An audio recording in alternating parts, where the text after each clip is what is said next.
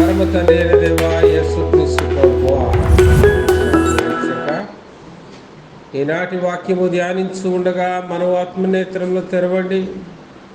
వినగల చెవి, గ్రహించగల మనస్సు, అనుసరించి నడుచుకునే జీవితం మాలో ప్రతి ఒక్కరికి మీరు అనుగ్రహించమని ప్రభువును ప్రియరక్షకుడైన యేసునామమున ఈ వాక్యోపదేశం ప్రారంభిస్తున్నాము తండ్రి.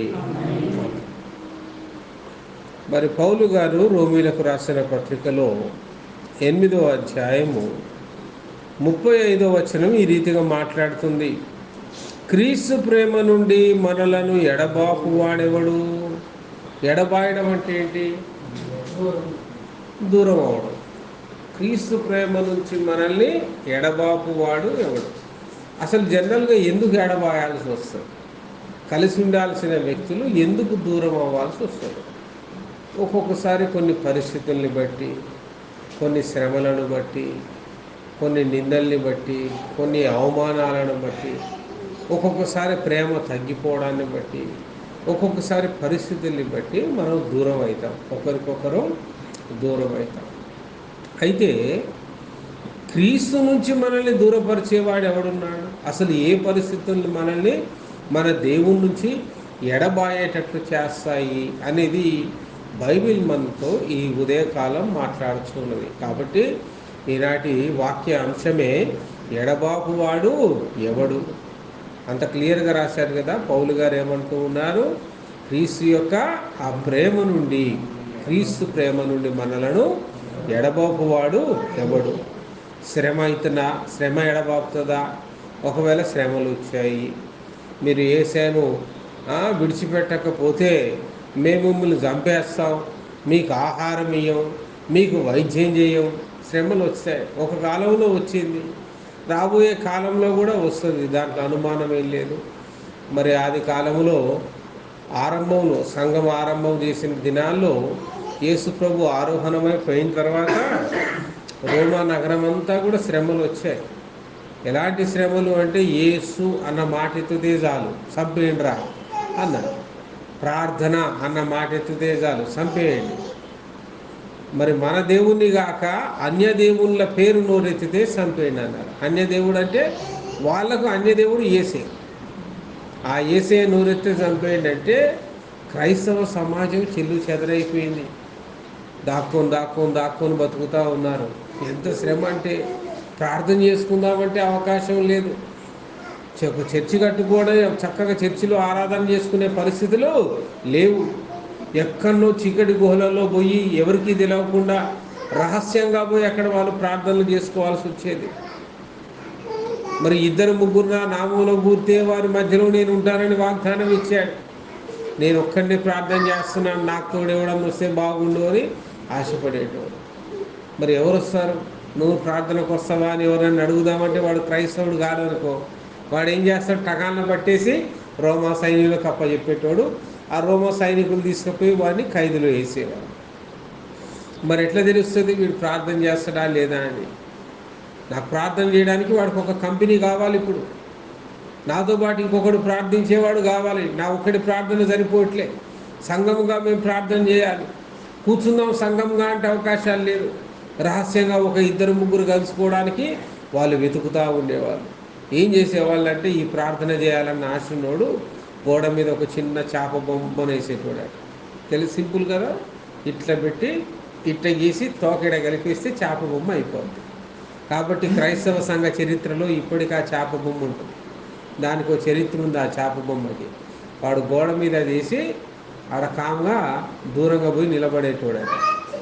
ఆ చేప బొమ్మను చూసినప్పుడు ఇండికేషన్, ఒక వ్యక్తి ప్రార్థన కోరుతున్నాడు.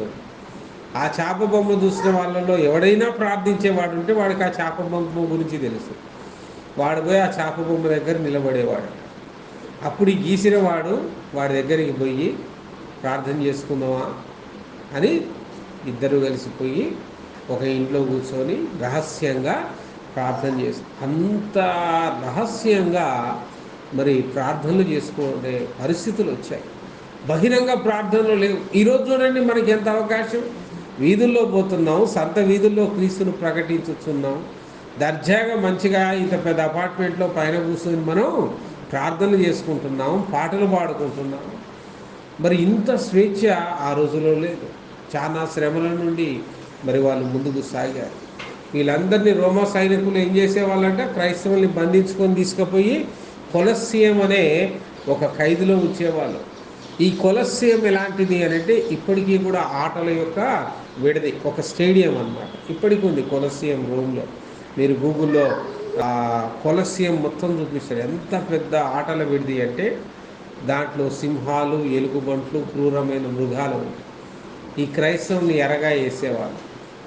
అవి తరిమి తరిమి తరిమి కొడతా ఉంటే, చంపి పీక్కొని తింటా ఉంటే వీళ్ళు చూసి మంచిగా సరదాగా విందులు వినోదాలు చేసుకునేవాళ్ళు. వాళ్ళకి అదొక వీకెండ్ సెలబ్రేషన్. వారం అంతా కూడా పనులు చేసుకున్నాక వీకెండ్లో అందరూ ఆ అధికారులంతా కూడా రోమా సైన్యాధ్యక్షులు, రోమా అధికారులంతా కూడా కొలస్సియంలోకి వచ్చేటోళ్ళు. కొలస్సియంలో మంచిగా తింటూ తాగుతూ, మరి వీళ్ళకి ఎంటర్టైన్మెంట్ కావాలి. ఈ రోజుల్లో అంటే నీ చేతుల్లో మొబైల్ ఉంది, ఎంటర్టైన్మెంట్ ఉంది. ఆ రోజుల్లో ఎంటర్టైన్మెంట్ అంటే ఏం లేదు, కనీసం ఒక సినిమా కూడా లేదు. ఆ రోజుల్లో ఎంటర్టైన్మెంట్ అంటే మనుషులే ఏమన్నా కొన్ని విన్యాసాలు చేసి చూపించాలి. కొన్ని ఆటలు, కొన్ని పాటలు, కొన్ని డ్యాన్సులు అయిన తర్వాత ఇక ఈ మత్తెక్కిన తర్వాత ఏమైందంటే విన్యాసాలు మితిమీరుతాయి. ఇక అప్పుడు వాళ్ళకు విచిత్రమైన విన్యాసాలు కావాలి. ఎట్లా క్రూరమైనవి. అరే అప్పుడు క్రైస్తవుల్ని బంధించి ఆ జైల్లో పెట్టారు కదా, చూద్దాం వీళ్ళ దేవుడు ఎంత గొప్ప దేవుడు, వీళ్ళ దేవుడు ఎంత పవర్ఫుల్ దేవుడు, వీళ్ళ భక్తి ఎట్లాంటిదో చూద్దాం, పట్టండ్రా లాక్కరండి అంటే ఆ జైల్లో ఉన్న క్రైస్తవులందరినీ లాక్కొచ్చి కొలస్సియంలో, పెద్దది కొలస్సియం అంటే మనం చిన్న అపార్ట్మెంట్ అంతా కాదది, చాలా పెద్దగా ఉంటుంది, విశాలంగా పెద్ద స్టేడియం అన్నమాట. ఒక ఇప్పుడు హైదరాబాద్లో ఎల్బీ స్టేడియం ఎంత పెద్దగా ఉంటుందో అలాంటి ఒక పెద్ద కట్టడం, ఒక పెద్ద స్టేడియం. ఇక చుట్టూ కూర్చునే వాళ్ళు స్టేడియంలో మొత్తం చుట్టూ కొన్ని వేల మంది అధికారులు వాళ్ళ భార్య పిల్లలతో పాటు స్నేహితులతో పాటు తినుచూ తాగుతూ జలసాలు చేస్తూ ఉండేటోళ్ళు. ఇక క్రైస్తవులను వదిలేసేసి సింహాలను వదిలేసేటోళ్ళు వాళ్ళ మధ్యలో. చూద్దాం ఏం చేస్తారో చూద్దాం వీళ్ళ సంగతి. ఇక ప్రాణభయంతో అటు ఇటు పరిగెత్తుతూ ఉంటే ఇక సింహాలకి ఎట్లుంటుందండి, పరిగెత్తినోడిని ఇంకా పట్టుకు తింటాయి. కొద్దిమంది మాత్రం భలే విశ్వాసంతో ఎలాగైనా చావు మందాకు వచ్చింది పటు మోకాళ్ళొంగి ప్రార్థన చేద్దాం, ఏదో ఒకటి జరుగుద్ది, ఏముంది బతుకుతే క్రీస్తుని ప్రకటిస్తాం, సస్తే క్రీస్తు దగ్గరికి పోదాం పటు అని అట్నే సింహాలు పులులు గర్జించుతున్నా కూడా మరి అందరి ముందు చక్కగా మోకాళ్ళొంగి ప్రార్థనలు చేస్తూ ఉండేటోళ్ళట. ఈ విచిత్రం ఏంటంటే ఈ సింహాలు భయంతో పరిగెత్తే వాళ్ళందరినీ పట్టుకుని పీకేయాడు, కానీ మోకాళ్ళొంగి అక్కడనే ఉండి ప్రార్థన చేసుకునేవాడి జోలికి మాత్రం వచ్చేయే కాదండి. ఎందుకంటే క్రూర మృగాలకున్న ఒక అలవాటు ఏంటంటే పరిగెత్తేవాడిని పట్టుకుంటాయి, దానికి వేటాడి తినడం ఇష్టం. రెడీమేడ్గా ఫుడ్ దాని ప్లేట్లో పెడితే దానికి నచ్చదు. వేటాడాలా, పట్టాలా, చీల్చాలా, చింపాలా, కొరకాలా, తినాలా. అది క్రూర మృగం యొక్క లక్షణం. వీళ్ళు బతుకుతే దేవుని కోసం బతుకుతాం, సస్తే క్రీస్తుకు దగ్గరికి పోతామని చక్కగా మోకాళ్ళొంగి చేతులు పైకెత్తి ప్రార్థనలు చేసుకునేటువంటి జోలికి అవి వచ్చే కాదట. ఇక చూసి చూసి ఇక సింహం వాళ్ళని చూడట్లేదని ఇక్కడ నుంచి వీళ్ళు వాటిని ఏమంటాం ఈటలు ఇసిరి, బాణాలు ఇసిరి మరి అక్కడ ప్రార్థన చేస్తున్న క్రైస్తవుని చంపేటోళ్ళట. అంత వికృతమైన చేష్టలు చేయొచ్చు. క్రైస్తవులు అంతగా బాధ పెట్టినా కూడా ఆనాటి క్రైస్తవ సమాజం క్రీస్తును విడిచిపెట్టలేదు. ఆ బాధల్లో కూడా స్తుతి పాటలు పాడుతూనే ఉన్నారు, ఆ బాధల్లో కూడా మోకరించి ప్రార్థనలు చేస్తూనే ఉన్నారు, ఆ బాధల్లో కూడా దేవుని సేవించడం వాళ్ళు ఏమాత్రం కూడా విడిచిపెట్టలేదు.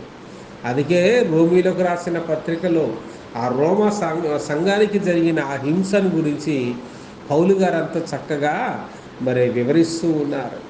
ఎవరు ఎడబాపగలరు క్రీస్తు యొక్క ప్రేమ నుండి? శ్రమేమైనా ఎడబాపుతగలుగుతున్నావా? బాధలేమన్నా నిన్ను ఎడబాపుతాయా? హింసలేమైనా నిన్ను ఎడబాపుతుందా?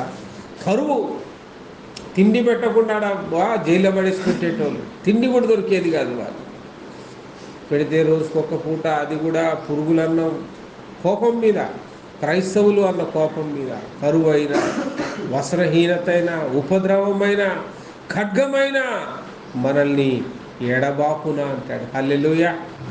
యేసయ్యకే మహిమ కలుగునుగాక. నిజముగా దేవుని ప్రేమించిన వాణ్ణి దేని నుండి కూడా దేవుని క్రీస్తు నుంచి వేరు చేయలేదు.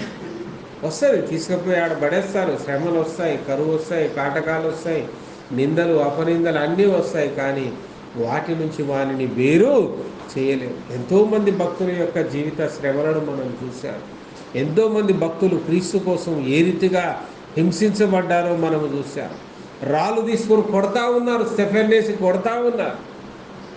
స్టెఫెన్ క్రీస్తుని గురించి ప్రకటించడం మానాడా? తన చివరి రక్తము బొట్టు వరకు కూడా క్రీస్తును ప్రకటిస్తూనే ఉన్నాడు. ఇదిగో ఆకాశము తెరవబట్టయు, మనుష్య కుమారుడు దేవుని కుడి పార్శ్వమున నిలబడి ఉన్నట్టు నా కన్నులారా నేను చూచుచున్నాను అని ప్రకటిస్తున్నాడు. వీళ్ళకి ఇంకా కోపం వస్తుంది. వీళ్ళేంద్రా యేసయ్య గురించి ప్రకటిస్తున్నాడు, యేసయ్య దేవుని కుమారుడు అంటాడు, ఎక్కడోడ్రా వీడు, కొట్టండి కొట్టండి కొట్టండి. రాళ్ళు తీసుకొని ఎంత కొట్టినా వామ్మో వాయో అని అరవట్లే, రాళ్లకు వామ్మో వాయో అని అరవట్లే, యావన కేకలేస్తున్నాడు. యేసు నిజమైన రక్షకుడు, ఆయన తప్ప మరొక దేవుడు లేడు. శ్రమ అయినను బాధ అయినను క్రీస్తు ప్రేమ నుంచి మనల్ని ఎడబాపున. బ్లాండినా అనే ఒక యువతి ఉండే, యేసు క్రీస్తుని గురించి యవ్వనస్తురాలు, తన యవ్వన ప్రాయంలో యేసు క్రీస్తు గురించి ఆమె ప్రకటించడం మొదలుపెట్టింది. యేసు నిజమైన దేవుడు అని ప్రకటిస్తూ ఉంటే మరి ఆ దేశంలో ఉన్న అధికారులు అన్య మతస్థుల గురించి, అన్య దేవుని గురించి ప్రకటిస్తూ ఉన్నది.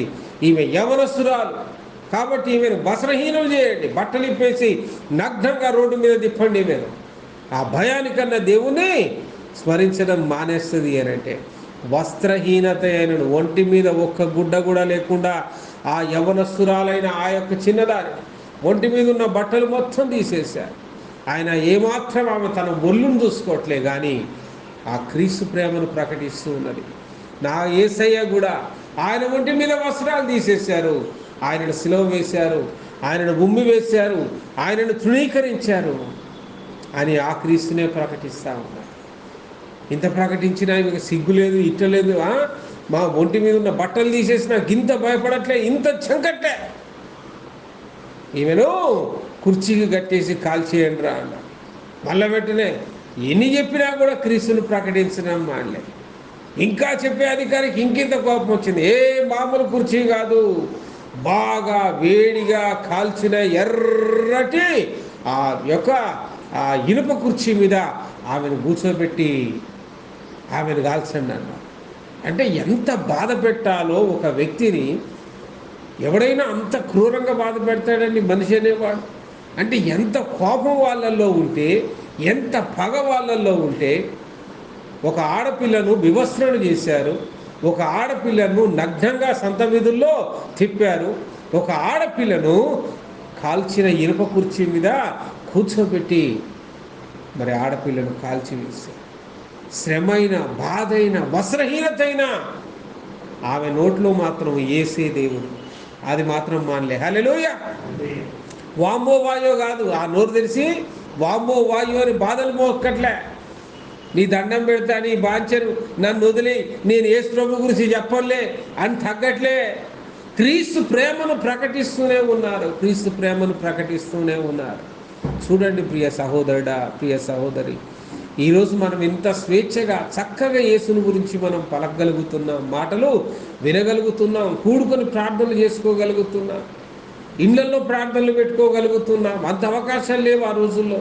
మరి అట్టి దినాలలో ఆ క్రీస్తు ప్రేమ నుంచి మనల్ని ఎవడు ఎడబాపగలిగాడు? ఇన్ని హింసలు పెట్టాడు, ఎవడన్నా ఆపగలిగాడా? యోహాను సువార్త 16వ అధ్యాయము 33వ వచనాన్ని మనం గమనిస్తే, నా యందు మీకు సమాధానము కలుగునట్లు ఈ మాటలు మీతో చెప్పుచున్నాను. లోకములో మీకు శ్రమ కలుగును, ఆయనను ధైర్యము తెచ్చుకొనుడి, నేను లోకమును జయించి ఉన్నాను. హల్లెలూయా. యేసయ్య సాక్షాత్తు పలికిన మాటలు ఇవి. లోకములో మీకు శ్రమ. ఎందుకంటే ఈ లోక అధికారి అపవాది. ఈ లోకాధికారి ఎవరట?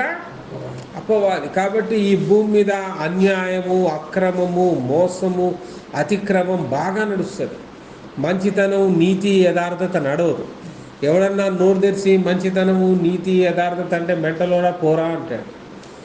వడ్డీ వ్యాపారం చేయొద్దురా, మంచిది కాదు, దేవుడు మెచ్చడు అని అంటే వాడు తిడతాడు ఎదుటోడు. డబ్బులతో డబ్బు సంపాదించాలి కానీ నువ్వెక్కడ నీతి బోధలు చేస్తున్నావురా అంటాడు.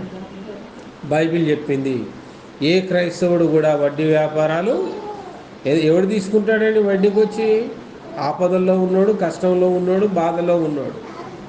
బాధలో ఉన్నవాడికి చేతనైతే సహాయం చేయి, అంతేగాని వడ్డీ వ్యాపారాలు చేసి సంపాదించకూడదని దేవుని వాక్యం మనకు బోధిస్తుంది.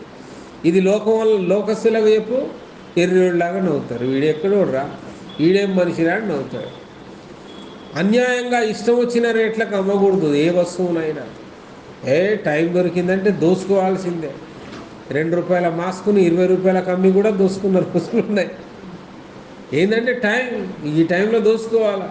డోలో ట్యాబ్లెట్లను హైడ్ చేసేసి బ్లాక్ మార్కెట్లో అమ్మిన సందర్భాలు ఉన్నాయి కోవిడ్ టైంలో కదా. అన్నిటినీ బ్లాక్ చేసేసి ఇక కిరాణా సామాన్లు మరి కూరగాయల నుంచి మొదలుకొని ట్రాన్స్పోర్టేషన్ లేదు, లారీలు ఆగిపోయినాయి అంటే అన్ని రేట్లు పెంచేసి మరి అమ్ముకున్నాయి. దొరికినోడు దొరికినంత దోచుకుందామనేది లోకనీతి. దేవుని వాక్యం దానికి ఒప్పుకోదు. అందుకే ఈ లోకము ద్వారా మనకు శ్రమ. దేవుని బిడ్డలకి లోకం ద్వారా ఏం జరుగుద్ది? శ్రమ. లోక పద్ధతులు వేరు, లోక ఆలోచనలు వేరు. లోక ఆలోచనలు దోచుకుందాం, ఎంతైతే అంత మనం సంపాదించుకుందాం. వాక్యం అట్లా ఒప్పుకోదు. దేవుని వాక్యం నీతిగాను, న్యాయంగాను, యథార్థంగాను సంపాదించండి. సంపాదించడం తప్పని బైబిల్లో ఎక్కడా కూడా చెప్పబడలేదు. సంపాదించండి. ధనము తప్పని కూడా బైబిల్లో ఎక్కడా కూడా చెప్పలేదు. కానీ ధనము మీద ఉన్న వ్యామోహం మాత్రం అది ప్రమాదమని బైబిల్ స్పష్టంగా కూడా మనకు చెప్పింది. ధనాపేక్ష అన్ని కీడులకు మూలం. ధనం కాదండి కీడులకు మూలం. ధనం కావాలి, నువ్వు బతకాలంటే ధనం కావాలి. సుఖంగాను క్షేమముగాను నీవు బ్రతకవలన డబ్బు అవసరం నీకు. కానీ ధనాపేక్ష, డబ్బు మీద అపేక్ష, నేను ఇంత సంపాదించాలి, అంత సంపాదించాలి, అందరికంటే నేనే ఉత్తమమైన స్థితిలో ఉండాలి, అందరికంటే నేను ఎక్కువ సంపాదించాలి అనే అపేక్ష మాత్రం సమస్త కీడులకు మూలం. అంతే కదా, ధనాపేక్షతోటే కదా కీడులన్నీ కూడా వచ్చినాయి. మరి ఎన్ని వార్తలు మనం వింటూ ఉంటాం డబ్బు యొక్క అపేక్షతో. ఒక అన్న చిన్నప్పటి నుండి వాడు తమ్ముని చదివించాడట.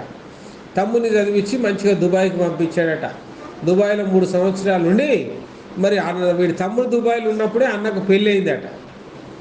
ఇక వీడియో కాళ్ళల్లో చూసుకుంటా ఉన్నారు. అన్న భార్య వదిన అని మాట్లాడుకుంటున్నారు, అన్నీ చేసుకుంటూ ఉన్నారు.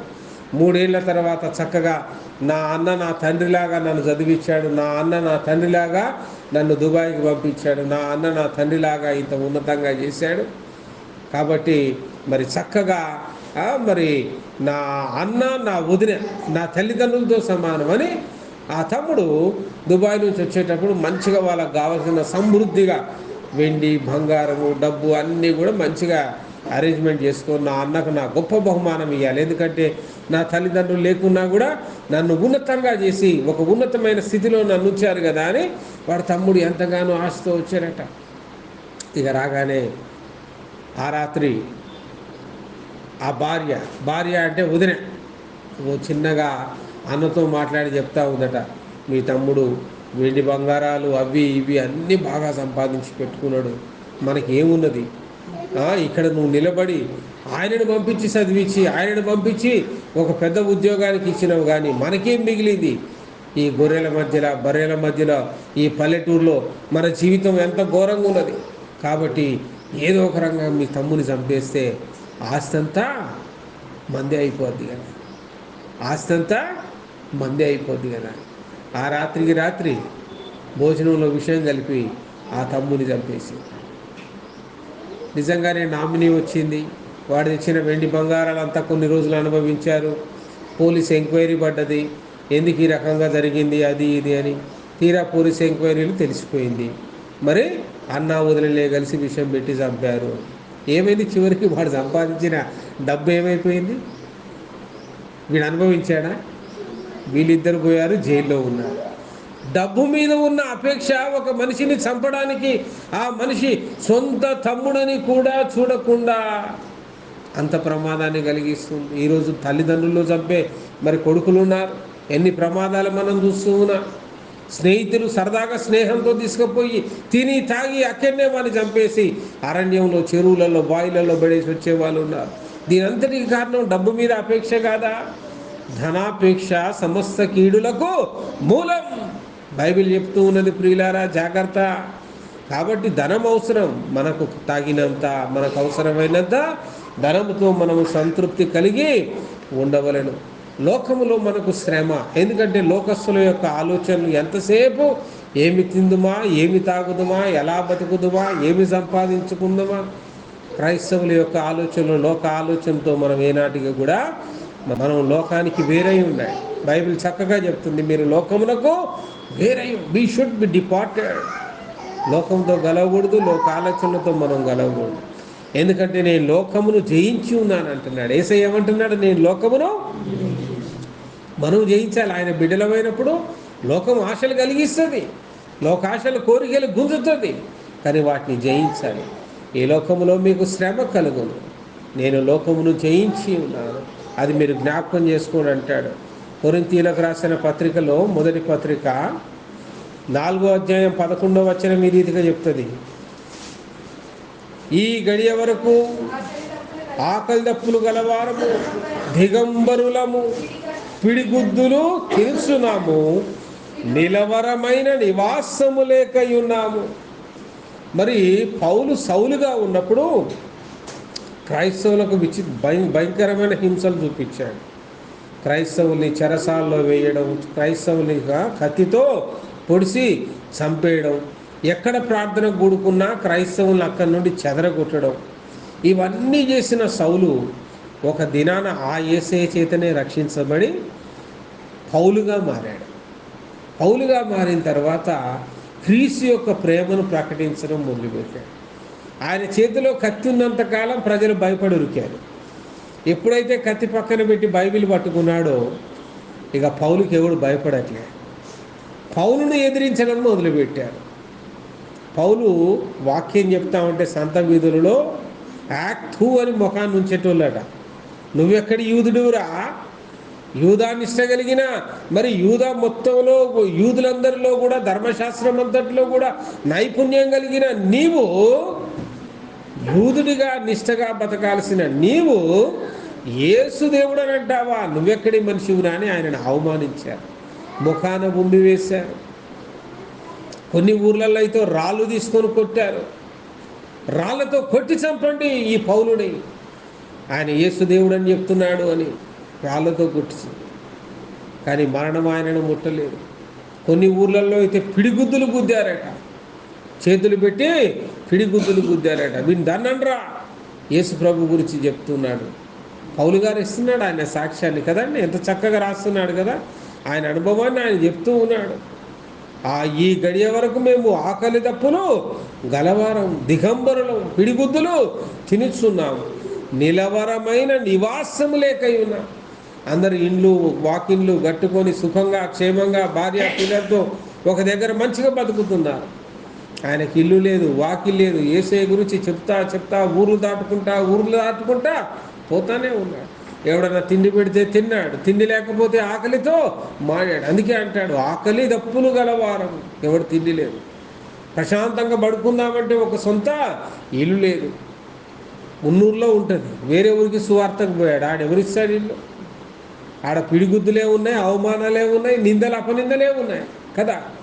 ఆ రీతిగా క్రీస్తు కోసం ఆయన శ్రమ పడ్డాడు. ఈ లోకంలో మీకు శ్రమ కలుగును. ఆ శ్రమను పౌలు కన్నులారా చూశాడు. ఆ శ్రమలో ఆయన మరి పాలు పంచుకున్నాడు. కానీ ఈ శ్రమ పౌలును క్రీస్తు నుంచి దూరం చేయగలిగిందా? ఇంకా దగ్గర చేసింది. ఇంకా క్రీస్తుని గురించి ప్రకటించడం మొదలుపెట్టాడు. ఆయనను కొట్టినా కొద్దీ, హింసించినా కొద్దీ ఇంకా బలంగా నేను క్రీస్తు కోసం సేవ చేయాలనే పట్టుదలే పెరిగింది. కానీ వామో క్రీస్తుని గురించి చెప్తుంటే తంతన్రు, కొడుతన్రు, ఉమ్మి వేస్తన్రు, గుద్దుతున్నారు. వద్దురా నాయన ఇవన్నీ మానేసి శుభ్రంగా మన ఇంటికి పోయి హాయిగా ఇల్లు వాకిలు ఉంది, 3 పూటలు తినుకుంటా మన పని ఏదో మనం చేసుకొని బతుకుదాం అని వచ్చాడా? క్రీస్తుకు దూరం అయ్యాడా? ఏ మాత్రము కూడా. అందుకే ఎవడు ఎడబాపగలడు? క్రీస్తు ప్రేమ నుంచి మనల్ని ఎవరు ఎడబాపగలరు అంటాడు. హెబ్రీలకు రాసిన పత్రికలో అయితే 12వ అధ్యాయం 3వ వచనం చూడండి. మీరు అలసట పడకయు మీ ప్రాణములు విసుకకయు ఉండునట్లు పాపాత్ములు తనకు వ్యతిరేకముగా చేసిన తిరస్కారమంతయు ఓర్చుకొనిన ఆయనను తలంచుకొనుడి. మీకు శ్రమలు కలిగినప్పుడెల్లా యేసయ్యను తలంచుకొనుడు అంటారు. పాపాత్ములు యేసయ్యకు చేసినప్పుడు యేసయ్యకు శక్తి లేదా? ఆయనను అవమానించారు, రెచ్చగొట్టారు, శిలువ మీదకేసి. ఏమయ్యా నువ్వు దేవుని కుమారుడవట కదా, ఏది నీ తండ్రిని ఆజ్ఞాపించమను, నిజముగా నీవు దేవుని కుమారుడవైతే ఈ శిలువ మీద నుండి దిగి కిందికొచ్చి మాకు కనపరుచుకొని నీ శక్తి స్వరూపాలు ఒక్కసారి మాకు చూపించు అని ఆయనను రెచ్చగొట్టారు. మరి ఆ శక్తి లేదా ఆయనకు? కావాలంటే దేవాలయం నుంచి కిందికి దోసేటప్పుడు దేవదూతలు వచ్చి నీ కాలుకు రాయి తగలకుండా పట్టుకుంటాయేట కదా అని. మరి అంత ఉన్నతమైన స్థితిలో ఉన్న యేసయ్య ఆయన ఒక ఆజ్ఞాపిస్తే మరి ఎన్నో సైన్యములకు అధిపతి అయిన దేవుడు ఆజ్ఞాపిస్తే దూతల సైన్యాలు దిగుతాయి. మరి దిగొచ్చుగా శిలువ మీద నుండి, ఎందుకు దిగలే? అసలు ఆయన వచ్చిందే శిలువ వేయబడ్డానికి. ఆయన వచ్చిందే మానవ పాపముల కోసం, మరణము కావడం కోసం.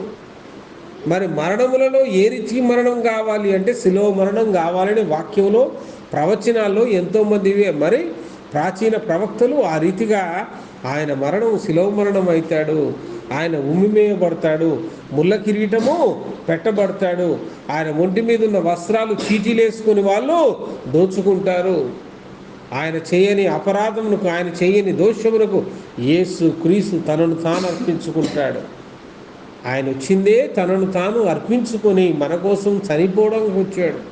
సర్వ మానవాళి యొక్క పాపముల కోసం చనిపోవడానికి వచ్చాడు. వీడేదో రచ్చగొట్టాడని వీళ్ళ కోసం శిలువ మీద నుండి దిగొస్తే అంత పెద్ద రక్షణ యాగమే ఆగిపోతుంది. సాతాను ఆయనను శిలువ వేయకుండా ఆ రక్షణ యాగం ఆపడానికి సాతాను ఎంతో ప్రయత్నం చేశాడు. సాతాను క్రీస్తును హింసించాలనుకున్నాడు, అవమానపరచాలనుకున్నాడు, కానీ సాతాను క్రీస్తును సిలువ వేయాలనుకోలే. ఎందుకంటే ఆయన సిలువ వేసుకుంటే సాతాను యొక్క తల చితికిపోతుంది. సిలువ వేస్తే సాతానికే నష్టం. కాబట్టి మనుషుల ద్వారా అవమానాలు పొందాడు, మనుషుల ద్వారా నిందలు పొందాడు, మనుషుల ద్వారా నానా కష్టాలు పొందాడు. చివరికి మరి మనుషులే ఆయనను నీవు నిజముగా దేవుని కుమారుడైతే శిలువ మీద నుండి దిగిరమ్మని అంత బలవంతంగా మరి ఇష్టం వచ్చినట్టు నోటికొచ్చినట్టు మాట్లాడినా కూడా ఆయన మానవుడిగా ఏం స్పందించలే, మౌనముగా ఉండెను. బైబిల్ చెప్తుంది, కసాయి వారి ముందు గొర్రె ఏ రీతిగా మౌనము వహించెను ఆ రీతిగా క్రీస్తు తనను తాను తగ్గించుకొని మౌనం వహించాను. ఆయన సెలవిస్తే గాలి తుఫాన్ లాగినాయండి, ఆయన సెలవిస్తే గుడ్డోలు చూశారు, మాట మాత్రం సెలవిస్తే చెవిటి వాళ్ళు విన్నారు, మగవాళ్ళు మాట్లాడారు, కుంటి వాళ్ళు గంతులు వేశారు, చచ్చిన వాళ్ళు పాడ మీద నుండి లేచి నడిచారు. 3 దినములు సమాధిలో మరి పాతిపెట్టబడ్డవాడు ప్రేత వస్త్రముల చేత లాజరు ప్రజలందరికీ కనిపించినట్టుగా బయటికి వచ్చాడు. ఆయన మృత్యుంజయుడు, మరణమునే గెలిచిన దేవుడు ఈ సిలువను గెలవలేడా? కానీ సిలువ యాగము జరగవలసి ఉన్నది. సిలువ యాగము జరగకపోతే ఈరోజు నీకు నాకు రక్షణే లేదు. మనందరం నరకంలో పడేవాళ్ళం. మనందరినీ నరక శిక్ష నుంచి రక్షించడం కోసం ఆయన తనను తాను తగ్గించుకున్నాడు. కాబట్టి ఆయనను జ్ఞాపకం చేసుకోండి అంటాడు. మీకు శ్రమ కలిగిందా? మీకు బాధేసిందా? హెబ్రీ సంఘానికి చెప్తున్నాడు పౌలు గారు, ఆయనను తలంచుకోండి. ఆయన ఏ రీతిగా మౌనము వహించారు, ఆయనను తలంచుకోండి కదా. ప్రతి తిరస్కారమంతయు ఓర్చుకొనినా ఆ యేసు క్రీస్తును తలంచుకొనుడి అంటూ ఉన్నాడు. లూకాసు వార్తలో అయితే 21వ అధ్యాయం 12వ వచనాన్ని చూడండి. లూకాసు వార్త, ఇవన్నీ జరగక మునుపు వారు మిమ్మును బలాత్కారముగా పట్టి నా నామము నిమిత్తము మిమ్మును రాజుల యొద్దకును అధిపతుల యొద్దకును తీసుకొని పోయి సమాజ మందిరములకును చెరసాలలకును అప్పగించి హింసింతురు. యేసయ్య అంటున్నాడు ఈ మాటలు, తన శిష్యులకు చెప్తూ ఉన్నాడు. రేపు మీరు ఇట్లా సువార్త చేస్తూ ఉంటే మిమ్మల్ని రాజుల దగ్గరికి, అధికారుల యుద్ధకు మిమ్మల్ని తీసుకొని పోతారు. వాళ్ళ ముందు మిమ్మల్ని నిలబెడతారు, బలత్కారముగా పట్టి, బలవంతంగా, వీళ్ళ ఇష్టంతో సంబంధంలే, సువార్త చేసేవాడిని బలత్కారముగా తీసుకుపోయి వాళ్ళకి తీసుకెళ్ళి అప్పగిస్తారట. కాబట్టి ఈ లోకంలో మీకు శ్రమ, ఏమంటున్నాడు, ఈ లోకంలో మీకు శ్రమ, అప్పగింపబడతారు జాగ్రత్త, అవమానపరచబడతారు జాగ్రత్త, తృణీకరించబడతారు జాగ్రత్త. ఏ హింస అయినా నా నుంచి మిమ్మల్ని వేరు చేయగల పాడేవాడు అంటాడు. మళ్ళీ హల్లెలూయా. మన తల వెంట్రుకలలో ఒకటైనను, ఆమేన్. క్రీస్తు కోసం ఇక్కడ మనం ఏమేమి చేస్తూ ఉన్నామో అదంతా తిరిగి దేవుడు మనకు అనుగ్రహిస్తాడు. ప్రియులారా, నీ నింద వ్యర్థంగా పోదు, నీ అవమానము వ్యర్థంగా పోదు, క్రీస్తు కోసం నువ్వు పడ్డ ప్రయాస వ్యర్థంగా పోదు. వాడి జీతమును నేను చేత పట్టుకొని వచ్చుచున్నాను అని యేసయ్య అంటాడు. హల్లెలూయా. క్రీస్తు కోసం నువ్వు చేసిన ప్రతిదీ కూడా లెక్కించబడి అది నీకు ఒక గొప్ప గౌరవాన్ని, గొప్ప ఆశీర్వాదాన్ని నీకు ఇస్తుంది. ఎట్లా ఇస్తుందండి? దేవుని దగ్గరికి ఎట్లా ఇస్తుంది? ఏ రకంగా ఆ ఆశీర్వాదం వస్తుంది అని అంటే, ఒక ధనవంతుడు బాగా ధనమును సమకూర్చుకున్నాడట. బాగా ధనమును సమకూర్చుకొని మరి ఇలానే నేను పరలోకంలో కూడా బాగా సుఖవంతంగా, విలాసవంతంగా బతకాలని ఆశపడతా ఉంటే, ఆ రోజు దేవుని వాక్యం ఆయనతో మాట్లాడుతుందట. నీ ధనము, నీ ఘనము ఏది కూడా పరలోకమునకు రాదు. నువ్వు సంపాదించింది ప్రతిదీ మట్టిగా కలిసిపోయి ఇక్కడే ఆగిపోద్ది. అంటే నా దగ్గర ఇంత ధనం ఉంది, నేను పెద్ద సైంటిస్టులను అప్రోచ్ అయ్యి పరలోకానికి కూడా నా ధనం ఎట్లా తీసుకుపోవాలో ఒక రీసెర్చ్ చేయాలి అని మరి ప్రపంచవ్యాప్తంగా పిలిపించాడట. కొన్ని కోట్ల రూపాయలు నేను ఇస్తాను నా ధనాన్ని పరలోకానికి తీసుకుపోవడానికి, మరి నాకు ఒక మార్గం చెప్పండి. వచ్చారు అమెరికా నుంచి కొద్దిమంది శాస్త్రవేత్తల బృందం వచ్చారు. వీడి కోరిక విచిత్రంగా ఉంది, దీన్ని ఎట్లా తీర్చాలరా అంటాడు. మరి ఆఫ్రికా నుంచో బృందం, ఇంగ్లాండ్ నుంచో బృందం, రకరకాల దేశాల నుంచి ఒక్కొక్క బృందాలు దిగారు, వచ్చారు, ఎన్నో రకాల ప్రయత్నాలు చేస్తూ ఉన్నారు. చివరికి మరి ఒక సాధువు వచ్చాడట. ఆ సాధువు వచ్చి, నా దగ్గర ఒక ఉపాయం ఉన్నది, పరలోకానికి నీ ధనాన్ని తీసుకుపోయే ఒక మంచి ఉపాయం నా దగ్గర ఉంది, నేను చెప్పనా అన్నాడట. ఏంటండి ఆ ఉపాయం? సేవకుడు చెప్పాడు. ఇక నువ్వు ఈ ఉపాయం కనుక చెప్పాలి, నా డబ్బులో 10వ వంతు నీకే ఇస్తా, నాకున్న ఆస్తిలో మిగతా 90 వంతులు నేనే పైకి తీసుకుపోతా, 90 వంతులు అనుకొని ఆశపడ్డాడు, సంతోషపడ్డాడు. మీరు అమెరికాలో మీ కంపెనీ ఉంది కదా, మీరు అమెరికాకు పోయేటప్పుడు మీ డబ్బును ఎట్లా తీసుకుపోతారు అని అంటే, అమెరికా డాలర్లోకి మార్చి తీసుకుపోతారు. ఇండియా రూపీస్ చెల్లవు కదా ఆడికి పోతే. మరి మీకు యూకేలో కంపెనీ ఉంది కదా లండన్లో, అక్కడికి పోయేటప్పుడు మీ డబ్బును ఎట్లా తీసుకుపోతారు అంటే, యూకేలోకి డాలర్లోకి కన్వర్ట్ చేసుకొని పోతారు. ఏ దేశంకు పోతే ఆ దేశంలోకి మీ డబ్బును మార్చుకున్నట్టే పరలోకానికి కూడా ఒక కరెన్సీ ఉన్నది. నీ డబ్బును పరలోకంలోకి కూడా నువ్వు మార్చుకోవాలి. ఏంటి ఆ కరెన్సీ? నీవు చేసే నీతి కార్యాలే ఆ కరెన్సీ. హల్లెలూయా. యేసయ్యకే మహిమ కలుగునుగాక. ఏంటట ఆ కరెన్సీ? దేవుని కోసం నువ్వెంత ఖర్చు పెడతావో, దేవుని కోసం ఈ లోకంలో ఎన్ని నీతి పనులు, ఎన్ని సువార్త కార్యాలు, నీ ధనము, నీ ఘనము, నీ సమయము, దేవుని కోసం నువ్వెంత పెడతావో ఈ డబ్బంతా కూడా పరలోకం హెవెన్లీ కరెన్సీగా మారుతుందట. ఎట్లా మారుతుంది? అక్కడ ధనికుడు పడతావు, ఈ లోకంలో పేదవాడిగా బతుకుతావు, కానీ నీ నీతి కార్యాలు, దేవుని కోసం నీ ప్రయాస, దేవుని కోసమైనా నువ్వు పెట్టిన ఖర్చు పరలోకంలో నిన్ను ఏం చేస్తుందట? ఒక ఉన్నతమైన స్థితిలో అది నిన్ను కూర్చోబెడుతుందట. అందుకే మత్తయి సువార్త 5వ అధ్యాయం 10వ వచనం అంట చూడండి, నీతి నిమిత్తము హింసించబడువారు ధన్యులు, పరలోక రాజ్యము వారిది. ఆమేన్. నాకు హింసొద్దు అంటే పరలోకంలో నీకు స్థానమే దొరకదు. నీతి నిమిత్తము హింసించబడు వారు ధన్యులు, పరలోక రాజ్యం. నువ్వు పరలోకం పోవాలంటే నీతి నిమిత్తం నువ్వు హింసించబడాలి, క్రీస్తు నిమిత్తం అవమానపరచబడాలి, యేసే నిమిత్తం నువ్వు తృణీకరించబడాలి, యేసే నిమిత్తం నువ్వు నిందలు వేయబడాలి, యేసే నిమిత్తం నువ్వు దెబ్బలు కొట్టబడాలి. నీ మీద పడే ప్రతి నింద, ప్రతి అవమానము, ప్రతి దెబ్బ అది పరలోకంలో నిన్ను ధనవంతుని చేస్తుంది, పరలోకంలో నేను ఒక ఉన్నతమైన స్థానంలోకి తీసుకుపోద్ది. ఆమేన్. ఈ లోకంలో ఎంత పెద్ద ఇల్లు కట్టినా కొన్ని రోజులకు నశించిపోద్ది. నశించిపోయే ఇల్లు ఉంటాయండి. ఖమ్మం కిలా అంత పెద్దగా కట్టుకున్నారు ఆ రోజుల్లో, ఇప్పుడు ఉన్నదా? బండల్లో పేర్లేవు. కొంతకాలానికి మన ఇల్లు, మన వాకిండ్లు కూడా మనం బతకడానికే పనికొస్తాయి. మన తర్వాత తరాలు ఉంచరు వాటిని. ఇంకా ఇంత మోడ్రన్ హౌసెస్ వచ్చినాయి, మోడ్రన్ బిల్డింగ్ వచ్చింది, ఇంకా పాతకాలపు గోడలు, పాతకాలపు రేకులు ఏంది అని ఏం చేస్తారు? మన తర్వాత తరం వాళ్ళు వాటిని కూలగొట్టేస్తారు. కూలగొట్టి వాళ్ళకు నచ్చినట్టుగా వాటిని మార్చుకుంటారు. వాళ్ళ పిల్లలు వాటిని ఉంచుకుంటారా?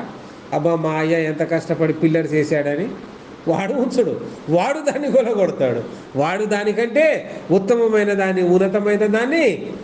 కాబట్టి మనం కట్టింది, భూమి మీద మనం సంపాదించింది ఏది కూడా నిలవదు, అదంతా నాశనమే. కానీ నిత్యము నిలిచే ఒక స్థానం ఉన్నది, అదే పరలోకం. అక్కడ మన ఆస్తిని సమకూర్చుకోవాలి, అక్కడ మన ధనమును సమకూర్చుకోవాలి. పరలోకములో మీ ధనమును సమకూర్చుకొని. కొరింథీయులకు రాసిన 2వ పత్రికలో 11వ అధ్యాయం 23వ వచనాన్ని చూడండి. వారు క్రీస్తు పరిచారకుల వెర్రివాని వలె మాట్లాడుచున్నాను, నేను మరి ఎక్కువగా క్రీస్తు పరిచారకును, మరి విశేషముగా ప్రయాసపడితిని, మరి అనేక పర్యాయములు చెరసాలలో ఉంటిని, అపరిమితముగా దెబ్బలు తింటిని, అనేక మార్లు ప్రాణాపాయములో ఉంటిని. చివరికి ప్రాణం పోయిందిరా అన్న పరిస్థితుల్లో కూడా మరి పౌలు గారు క్రీస్తు కోసం నిలబడ్డాడు అంటాడు. ప్రకటన గ్రంథం 7వ అధ్యాయము 14వ వచనాన్ని గమనిస్తే, అందుకు నేను అయ్యా నీకే తెలియనడగా అతడు ఇలాగు నాతో చెప్పెను, వీరు మహాశ్రమల నుండి వచ్చిన వారు గొర్రెపిల్ల రక్తములో తమ వస్త్రములను ఉదుకొని వాటిని తెలుపు చేసుకొనిరి. హల్లెలూయా. ఈ శ్రమలు పొందిన వాళ్ళంతా ఇప్పుడు అక్కడ ఎట్లున్నారట? పరలోకంలో తెల్లని అంగి ధరించుకుని వాళ్ళు. ఎవరా తెల్లంగి ధరించుకుని వాళ్ళు? ఒకరు కాదు, ఇద్దరు కాదు, వందలు కాదు, వేలు కాదు, కోట్లు కాదు, లెక్కింపజాలనంత విస్తారమైన జన సమూహములు అక్కడ ఉండిరి. వారు క్రీస్తు రక్తములో తమను తాను శుద్ధి చేసుకుని తెల్లని అంగీలు ధరించుకుని వచ్చిన వారు, మహాశ్రమల నుంచి వచ్చిన వారు. ఎక్కడి నుంచి వచ్చారు? భూమి మీద క్రీస్తు కోసం ఎన్ని శ్రమలైనా కూడా దేవుణ్ణి విడిచిపెట్టకుండా నిలబడ్డవాడు ఆ తెల్లని అంగిది. అట్లాంటి వాళ్ళు ఎంతమంది ఉన్నారట? ఇజ్రాయేలు 12 గోత్రాలకు ఒక లెక్క ఉంది, కానీ క్రీస్తు రక్తం ద్వారా విమోచించబడ్డ వాళ్ళకు లెక్క లేదు.